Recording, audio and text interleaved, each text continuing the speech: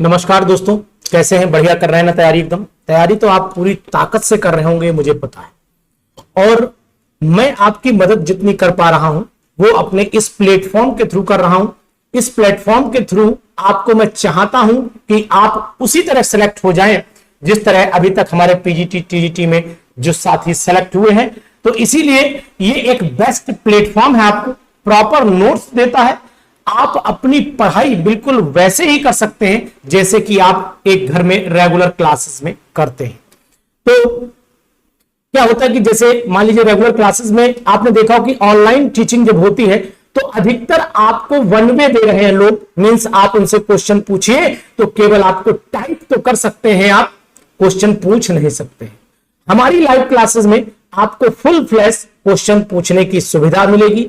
आप 24 घंटे में क्वेश्चन मुझे व्हाट्सएप करिए, आपको आंसर मिलेगा। ये सब सुविधाएं आपको किसी भी प्लेटफॉर्म पर नहीं मिल रही हैं। ये सब बेटर सुविधाएं एक छोटे से प्लेटफॉर्म के थ्रू मैं दे रहा हूं और बेस्ट कोशिश कर रहा हूं अपनी कि मेरे जितने भी साथी हैं वो सेलेक्ट हों और इसके थ्रू पढ़ें और पढ़ने के बाद अपना सिलेक्शन डिफाइन करें कि नहीं साहब देखिए हमने सर के नोट्स पढ़े, ये अपने बनाए हुए नोट्स, अपने कलेक्शन है क्वेश्चंस का जो मैं कर पाया हूं, डिफरेंट कंपटीशन से क्वेश्चन कलेक्ट किए हैं जिसमें बहुत सारे कंपटीशन जो हमारे टीचिंग के भी हैं, बहुत सारे क्वेश्चंस दूसरे पैटर्न के भी, यानी कि मेथड में ये होना चाहिए कि मैंने क्वेश्चन का सिलेक्शन जो है वो बेटर किया हुआ है। जैसे कि हम लोगों ने आज डिस्कशन करना है कि अगर आपको मेरा नंबर चाहिए, लाइव क्लासेस के लिए बात करनी है तो नंबर आपकी स्क्रीन पर है, आप इस समय नोट कर सकते हैं और बेस्ट कंसेप्ट के साथ आपको समझाऊंगा। जो लोग मुझसे पढ़ रहे हैं वो मुझे आपको बता देंगे कि नहीं अनुज सर आपको क्या प्रोवाइड करवा पा रहे हैं,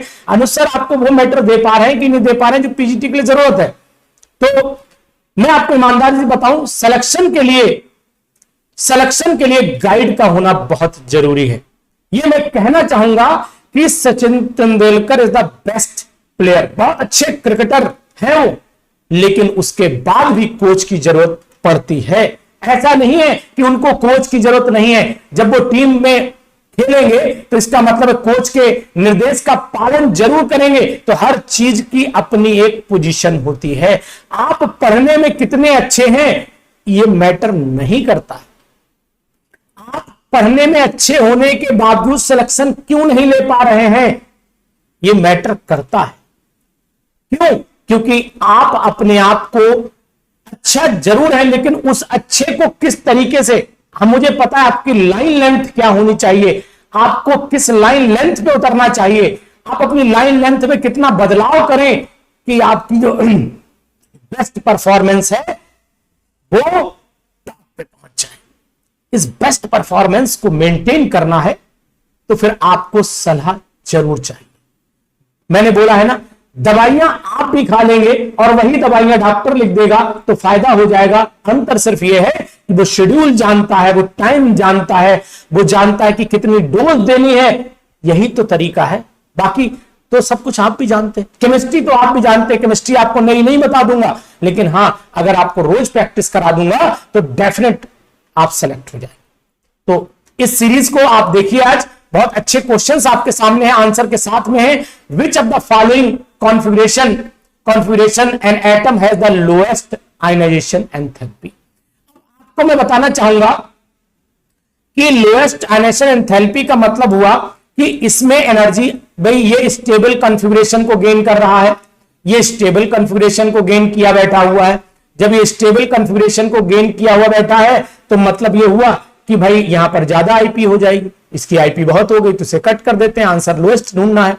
इसमें क्या होगा कि भाई इसमें भी एक इलेक्ट्रॉन निकालना है तो अब ये चाहिए से तो चाहिए, ये निकालने क्यों देगा इलेक्ट्रॉन, ज्यादा आईपी की जरूरत पड़ेगी। लेकिन ये बेचारे ऐसे मुझे दिखाई, ये हाफ फील्ड है, ये बिल्कुल नहीं निकालने देंगे। ये हमें ऐसे दिखाई दे रहे हैं जो कहेंगे ले जाओ क्योंकि मेरे पास तो एक ही इलेक्ट्रॉन बचा हुआ है, इसे ले जाकर खुश रहिए आप। तो ऑप्शन डी लगा लीजिए आप। बढ़िया मॉडल पेपर है, लेकर के आया हूं आपके लिए, मजेदार है, करके देखिए, अच्छा लगेगा आपको। इसके बाद क्वेश्चन नंबर सेकंड चलिए।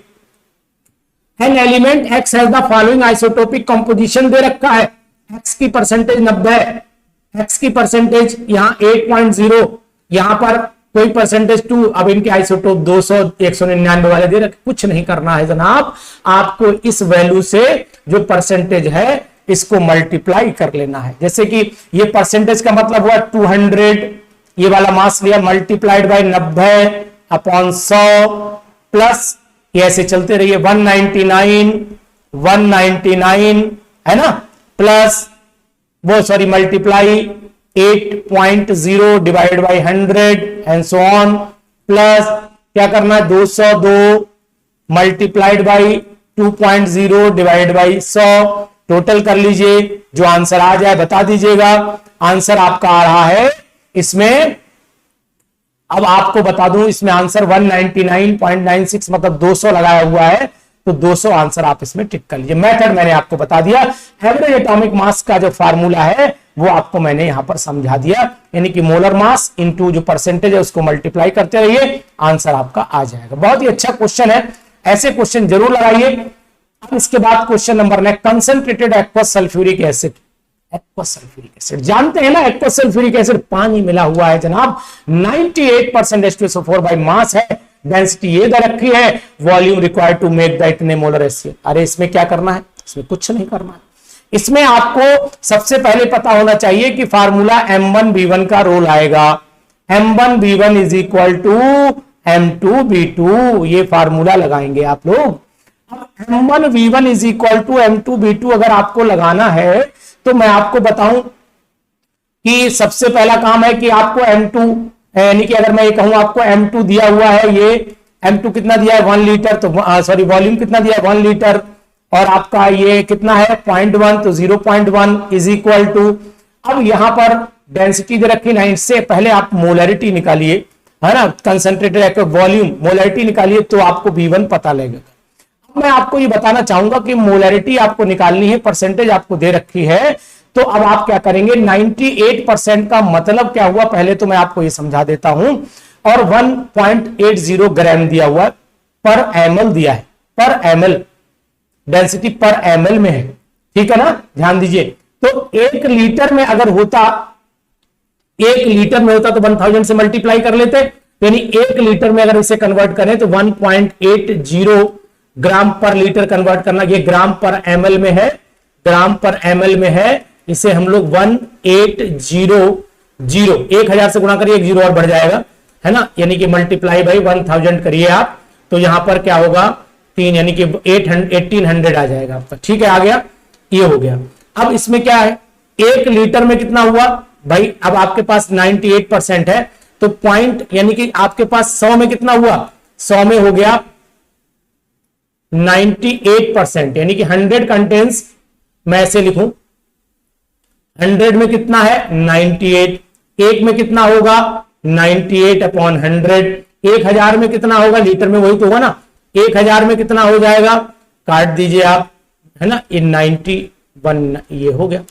तो इसका मतलब हुआ कि 1 लीटर की अगर मैं बात करूं तो यहां अगर ये ml में हो गया ना, 1000 ml में हो गया, अगर लीटर के तो यहां 1 रख देता, तो अगर ये आपका हो गया कन्वर्जन किसमें ml में, इसे लीटर में कन्वर्ट करिए 0.98 आ जाएगा, या डायरेक्ट भी कर सकते थे, 100 से डिवाइड कर देते आंसर आपका आ जाता, वही लीटर में आ जाता, 1 लीटर में, यानी सिंपल सी बात। तो आपने क्या करना है, तो 1 लीटर में अब आपका मास कितना आएगा वो आप चेक कर लीजिए।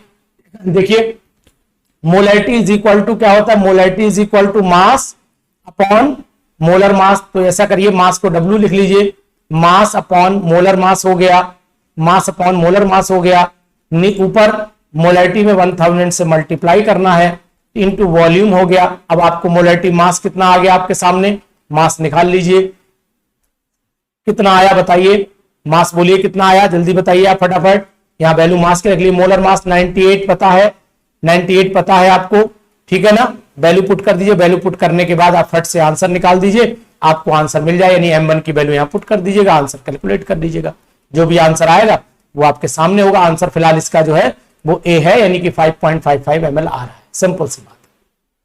तो ऐसे भी कर सकते हैं। मोलरिटी में एक काम और भी कर सकते हैं आप, मोलरिटी इज इक्वल टू होता है density into percentage into 10 upon molar मास, ये फार्मूला भी आप लगा सकते हैं, यानी इस तरीके से भी आप कैलकुलेशन कर सकते हैं, तब भी आपका आंसर आ जाएगा, कोई दिक्कत आपको नहीं होगी, ये बिल्कुल तय है। तो इस तरीके से आप निकाल लीजिए। तो मोलैरिटी जो है वो 18 आएगी। एक बार मेरे पास मोबाइल है, कैलकुलेशन करके चेक कर दे रहा हूं, कैलकुलेशन करके चेक कर दे रहा हूं। देख लीजिए आप, डेंसिटी कितनी दे रखी है, डेंसिटी है 1.8 ग्राम पर लीटर, तो 1.8 ग्राम पर लीटर है, ml है, तो इसे लीटर में कन्वर्ट कर लीजिए। पहले तो सबसे बड़ा काम आपको ये करना है ना। तो ये हो गया आपका 1800 कर दें, 1800, ठीक है, मल्टीप्लाइड बाई 98 हो गया, ठीक है, मल्टीप्लाइड बाई 10 हो गया, डिवाइडेड बाई 98 कर लीजिए, तो आपका 18 आ गया। सिंपल आपका 18 आ जाएगा, ठीक है। 1000 इसमें क्या करना है, लीटर में कन्वर्ट जरूर कर लीजिएगा ध्यान से, 0.98 है, लीटर में कन्वर्ट 98, ये आपका 18 आ जाएगा। तो 18 आप कैलकुलेट करके निकाल दिए, चॉइस 1 सही हो जाएगी। इसके बाद आ जाइए next, consider the set of quantum numbers. कौन सा सेट क्वांटम नंबर्स का है वो भी आप चेक कर लीजिए। चलिए ये चल लेते हैं, ये हमारा सेट है क्वांटम नंबर्स का। इस क्वांटम नंबर के सेट में क्या करना है हमने, इस क्वांटम नंबर के सेट में सबसे पहले हमें ये ध्यान देना है कि ये दिए रखे हैं, which of the following not possible, कौन सा नहीं हो सकता है। तो भाई देखो, n अगर 3 होगा तो l 0 हो सकता है, ये सब हो सकते हैं। n 2 है तो l 2 है, अगर n 4 है तो l कैसे 3 हो जाएगा यार, सिंपल सी बात है।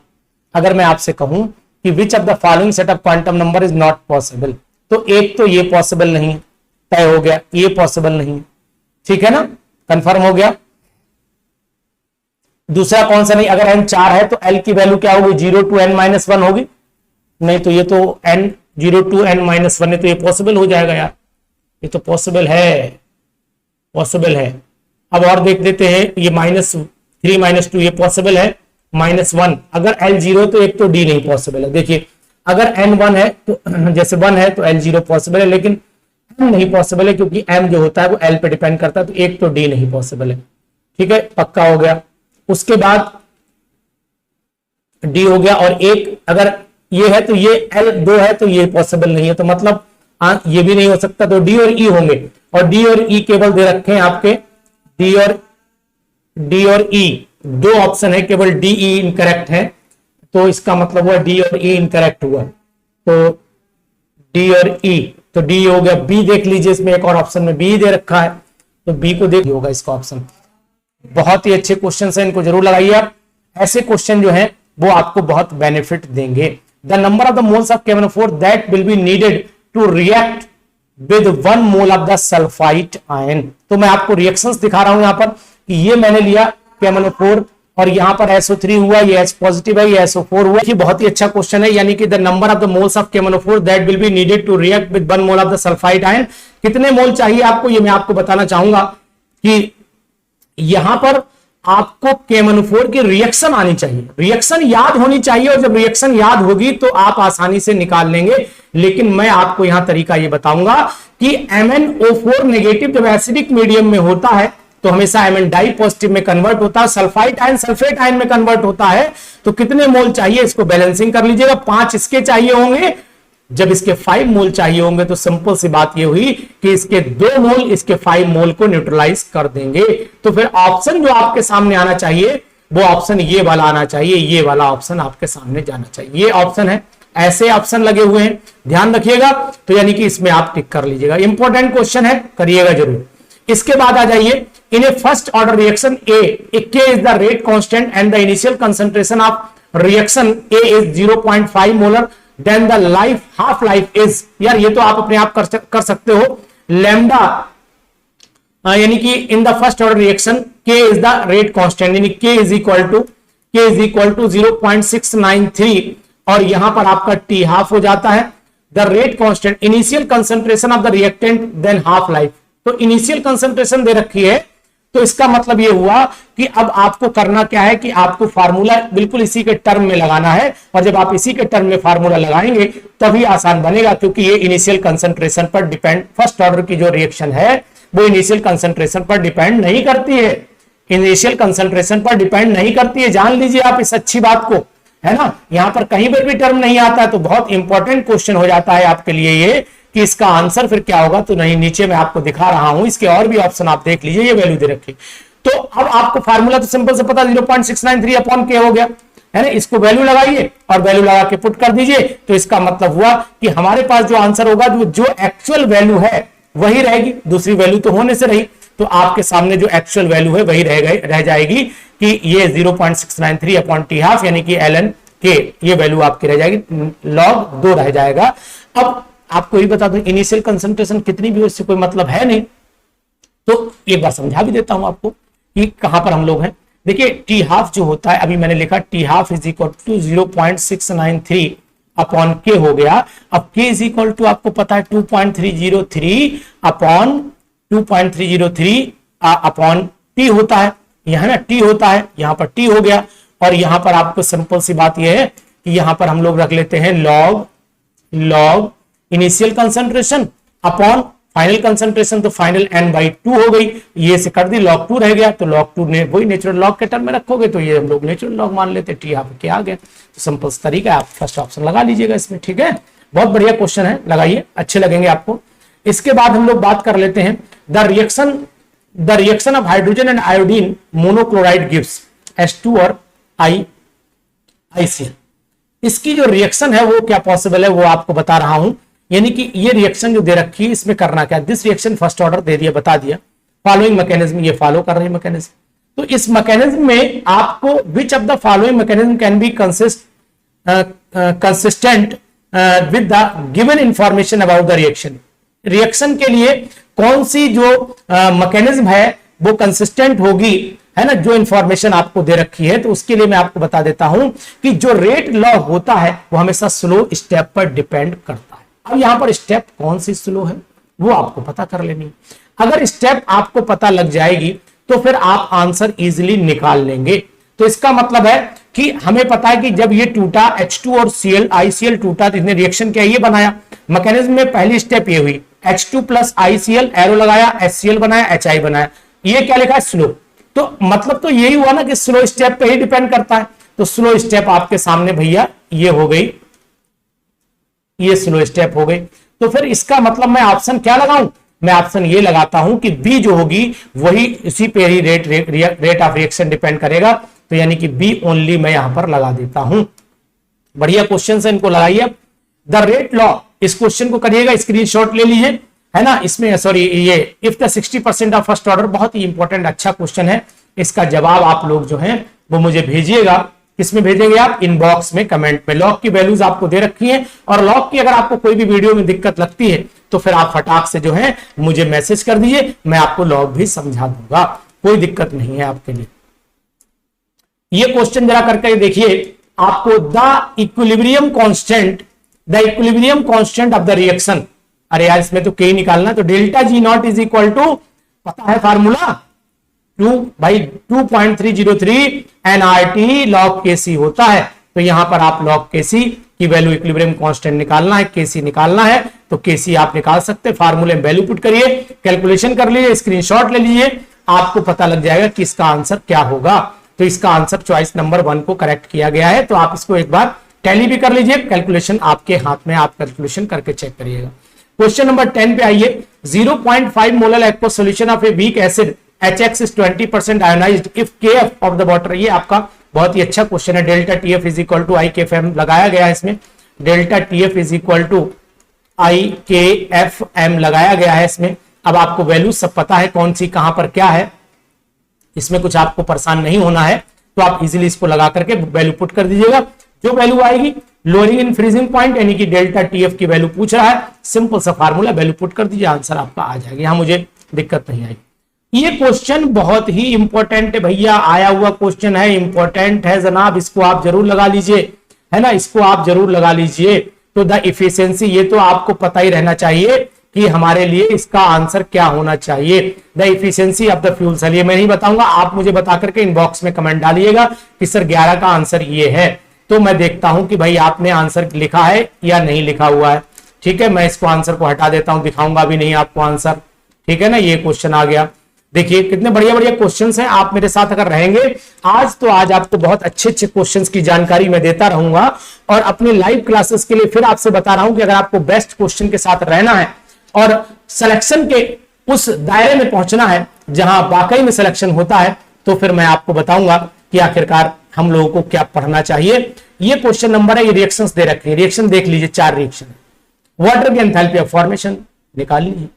अब वाटर की एंथैल्पी ऑफ फॉर्मेशन निकालने के लिए आपको क्या करना होगा, ये आपको अच्छे से पता है कि कहां पता लगेगी वाटर की, जहां वाटर बन रहा होगा, जहां वाटर बन रहा है। तो वाटर तो 2 जगह बन रहा है, वाटर देखो यहां 3 जगह, 1 2, अच्छा तीनों सब जगह वाटर बन रहा है, कोई दिक्कत नहीं। अब जनाब आपको वाटर की जो एंथैल्पी है वो निकालने के लिए करना क्या, the enthalpy of formation, enthalpy of formation यानी कि H2 प्लस, हमें जो reaction H2 plus 2H2 plus O2 तभी तो आएगा, 2H2O तभी आएगा। ये रिएक्शन हमें बनानी है। तो जब ये रिएक्शन कैसे बनेगी, कौन कौन सी इक्वेशंस हम जोड़ें और कौन कौन सी घटाएं कि ये इक्वेशन आ जाए, तो आपको क्या करना पड़ेगा, सबसे पहला काम इक्वेशन नंबर 1, इक्वेशन नंबर 1 ठीक, ये आपको लेनी पड़ेगी, इसको ऐड करना पड़ेगा, आपको इसको ऐड करना पड़ेगा और इस वाली इक्वेशन को आपको, इस वाली इक्वेशन को ऐड करना पड़ेगा और इन इक्वेशंस को आपको माइनस कर, एक H2 ये भी है, इसको भी ऐड करना पड़ेगा, इसको माइनस कर देना पड़ेगा, तब आपका आंसर ये आ जाएगा। तो ये चीज आप ध्यान रखिएगा, सिंपल तरीका है, सिंपल तरीके से आप निकाल सकते हैं, कैलकुलेशन करके भी निकाल सकते हैं, डायरेक्ट भी निकाल सकते हैं, दोनों मेथड है। द गिवन बॉन्ड एनर्जी दे रखी है, बॉन्ड एंथैल्पी HCl की निकालनी है। इसमें क्या दिक्कत है भाई, HCl की बॉन्ड एंथैल्पी के लिए हमें सबसे पहले चाहिए कि बॉन्ड कैसे टूटते हैं, ये पता रहना चाहिए, यानी कि हमको ये जानकारी रहे कि बॉन्ड की ब्रेकिंग कैसे होती, कौन सा बॉन्ड कैसे टूटता है, ये चीज हमें पता रहनी चाहिए। तो अब अगर हम H2 प्लस Cl2 की रिएक्शन की बात कर लेते हैं, तो H2 प्लस Cl2 की जो रिएक्शन है वो ये हो जाती है। तो जब ये बनेगी, इसका मतलब ये बॉन्ड टूटा होगा, ये बॉन्ड टूटा होगा तभी तो ये बॉन्ड बने होंगे। तो इसका मीनिंग ये हुआ कि इनके बॉन्ड एंथैल्पी में से इसकी बॉन्ड एंथैल्पी माइनस कर दें, रिएक्शन की बॉन्ड एंथैल्पी हमें पता लग जाएगी, पता लग जाएगी। तो हमारे लिए फार्मूला बन जाएगा bond enthalpy of hydrogen, hydrogen plus bond enthalpy of किसकी चलेगी, Cl ले लीजिए, ये एक बॉक्स में आ गए, माइनस इनकी कितने 2 और यहां पर आ जाएगा आपका बॉन्ड एंथैल्पी ऑफ H और Cl, इसको 2 से मल्टीप्लाई कर लीजिए, इज इक्वल टू क्या होगा, delta H of heat of reaction निकाल दीजिए। सब वैल्यू आपको दे रखी है, आप आसानी से निकाल सकते हैं। एंथैल्पी आप देखिए Cl की दे रखी है, delta H formation of HCl ये टोटल भी दे रखी है ना, सब वैल्यूज दे रखी है, आप HCl की निकाल लीजिएगा। ठीक, इसके बाद हम लोग नेक्स्ट क्वेश्चन पर चल लेते हैं। चॉइस आपके आंसर आपके सामने, घबराइएगा बिल्कुल नहीं, आंसर आपके सामने है, इन्हीं आंसर की मदद से आप क्वेश्चन कर सकते हैं, है ना, मेथड भी आपको मिल जाएगा और पूरा पेपर भी आपको मिल जाएगा। इसको 14 पे आइए, the Langmuir adsorption isotherm is deduced using the, इतना बढ़िया क्वेश्चन है। ये आइसोथर्म में क्या बताती है, ये आइसोथर्म में एडजॉर्प्शन के बारे में बताती है और एडजॉर्प्शन में ये भी बताएगी कि कौन सा एडजॉर्बेंट एडजॉर्बेंट की सरफेस पे कितनी जल्दी एडजॉर्ब हो जाता है, उसकी एबिलिटी की जानकारी दे देता है। तो इसका मतलब हुआ कि हमारे पास the adsorption site are equivalent in their ability to adsorb the particles, यानी कि ये कंसेप्ट आपको है, कंसेप्चुअल है, ये आपको करना पड़ेगा, इंपॉर्टेंट क्वेश्चन है। थर्ड पे लगा लीजिए टिक, बाकी आंसर नीचे लगे हुए हैं, मैं वो भी बताता चल रहा हूं, आंसर नीचे लगे हुए मिलान कर लीजिएगा, है ना। उसके बाद आ जाते हैं the following equilibrium constants are given, K1 दिया, बहुत ही इंपॉर्टेंट यार, बहुत आता है, वेरी वेरी इंपॉर्टेंट क्वेश्चन में आएगा, ये लगा लीजिए जनाब, ऐसे क्वेश्चन लगाइए। ये क्वेश्चन देख लीजिए, इसका आंसर भी आप देख सकते हैं, the equilibrium constant for the oxidation of ammonia by the oxygen to give the NO दे रखा है, बैलेंस कर लीजिए, इक्विलिब्रियम कांस्टेंट के निकाल लीजिएगा, है ना। Ammonia by the oxidation of NO, ammonia bye oxidation of NO, यानी the equilibrium constant the oxidation of ammonia का ऑक्सीडेशन तो यहाँ कहीं हुआ नहीं, कराना पड़ेगा आपको। तो ये रिएक्शन आपने पढ़ी होगी, ओस्टवाल्ड डिल्यूशन को ओस्टवाल्ड मेथड में पढ़ी होगी आपने, उसी में ही आपको ऑक्सीडेशन की रिएक्शन मिलेगी और कहीं नहीं मिलेगी। यानी कि आपको लेना पड़ेगा कि यहां पर अमोनिया लेने पड़ेंगे और अमोनिया का मतलब हुआ 4 अमोनिया 4NH3 प्लस 5O2 लेना पड़ेगा। इस इक्वेशन को आप जब समझ लीजिए, उसको बनाइएगा, 4NH3 मैं शॉर्ट में लिख रहा हूं, 4NH3 प्लस 5O2 लीजिएगा और बना दीजिएगा 4NO बना लेना, और यहां पर 6 यानी कि आपके बन जाएंगे 6 4 12 6 H2O मिल जाएंगे आपको, ये बनेगी इक्वेशन। तो ये कितने बनना है आप निकाल दीजिएगा, इसका रिलेशन आप एक दूसरे से देख लीजिए, इजीली बन जाएगा आपका, बढ़िया क्वेश्चन है, करिएगा, है ना, ठीक है ना, समझ रहे मेरी बात। इसी तरीके से बहुत सारे क्वेश्चंस मैं आपके सामने लाता रहूंगा, अच्छे अच्छे क्वेश्चंस लाता रहूंगा। ये क्वेश्चन बहुत फेमस है, बहुत आया हुआ क्वेश्चन है, इंपॉर्टेंट क्वेश्चन में आता है। ये हाइड्रोनियम आयन है और हाइड्रोनियम आयन है, इसकी जो OH आयन कंसंट्रेशन है वो पूछ रहा है। The hydronium ion is, that is true, is the molarity of hydronium ion that is इतना इज, अच्छा यानी आपसे पीएच वैल्यू के कंसेप्ट में आपको कंफर्म कराना चाह रहा है। तो आपको करना क्या है कि जो वैल्यू दे रखी है वो पुट कर दीजिए फार्मूले में। फार्मूला आपको पता ही है, POH इज इक्वल टू चलेगा, है ना, POH इज इक्वल टू चलेगा तो कंसंट्रेशन आ जाएगी। पीछे भी क्वेश्चन आपको एक बार देखना पड़ेगा, इसलिए थोड़ा सा डाउट कर रहा है। कैलकुलेट द POH, ये चीज कैलकुलेट द POH, इसलिए मैं बोला ना कुछ देखना पड़ेगा। तो कैलकुलेट द POH, तो POH is equal to minus log OH ion concentration होता है।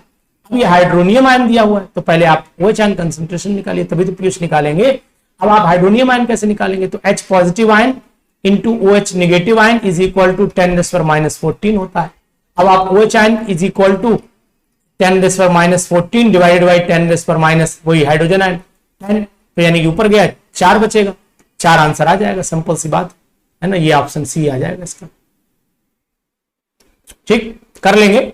इसी तरीके से ये क्वेश्चन भी देखिए, ये मेरे 17 है, 18 है, ये क्वेश्चन भी बहुत आया हुआ है। ये क्वेश्चन मजेदार क्वेश्चन है जनाब, ये वाला क्वेश्चन आप इंपॉर्टेंट लगा लीजिए इसके ऊपर, ये आ सकता है। The fraction of the total volume occupied by the atoms present in the simple cube, बहुत ही इंपॉर्टेंट क्वेश्चन है जनाब। The fraction of total volume, देखिएगा करना फ्रैक्शन मतलब पैकिंग फ्रैक्शन की बात कर रहा है, फ्रैक्शन मतलब पैकिंग फ्रैक्शन, कंफ्यूज कर जाता है ना इंसान। अब करना क्या है पैकिंग फ्रैक्शन में आपको पता। इसके बाद आ जाते हैं इस क्वेश्चन को जरा देखिएगा, ये क्वेश्चन देख लीजिए, है ना, ये क्वेश्चन देखिए, 20वां क्वेश्चन देखिए, कौन से आइसोस्ट्रक्चरल है जानते होंगे आप, इसका आंसर भी आपको मिल गया होगा, साइज पता लग गया। तो ऐसे क्वेश्चन मैंने 20 क्वेश्चन आपको करा दिए हैं, ऐसे क्वेश्चन की पूरी सीरीज आपको मैं प्रोवाइड करवा दूंगा। ऐसे बहुत सारे डिफरेंट कॉम्पिटिशंस के भी क्वेश्चंस हैं, डिफरेंट आपके नवोदय के भी हैं, KVS के भी हैं, कुछ क्वेश्चंस मैंने जेई नीट के भी मिलाए हैं, जो मुझे जरूरत लगा कि लगा देने चाहिए वो क्वेश्चन जेई नीट और PMT के भी लगा रखे हैं। तो उनसे क्या होगा कि आपको जो अच्छे क्वेश्चन है उनसे मदद मिल जाएगी। मतलब इस बात से नहीं है कि मतलब क्वेश्चन हमने कैसा है, मतलब इस बात से क्वेश्चन क्या हमें फायदा दे रहा है, अगर फायदा दे रहा है तो हमें जरूर लगाने चाहिए। तो ऐसे क्वेश्चन की पूरी सीरीज से आपको अगर वाकिफ रहना है तो फिर हमारे चैनल पर बने रहिए, हमारे साथ बने रहिए और हमारी वीडियो को शेयर करिए। अगर नए हैं तो सब्सक्राइब कर लीजिए और अपने साथियों को अलर्ट कर दीजिए कि नहीं, देखिए ये क्वेश्चन PGT का बड़ा फेमस क्वेश्चन है, ClO3 HClO वाला, मान लीजिए ये क्वेश्चन आता है, बहुत इंपॉर्टेंट क्वेश्चन है जनाब। तो ऐसे क्वेश्चन अगर आपको चाहिए है तो फिर आपको अनुसर के साथ रहना पड़ेगा और अनुसर आपको वो चीजें बताएंगे जो चीजें वाकई में एक लाइव क्लास में नहीं, जो ऑफलाइन क्लास में होती है, वो चीजें आपको सिखाऊंगा और उन्हीं चीजों से आप अपनी पूरी यात्रा पूरी करेंगे। कहां तक? PGT की यात्रा पूरी करेंगे।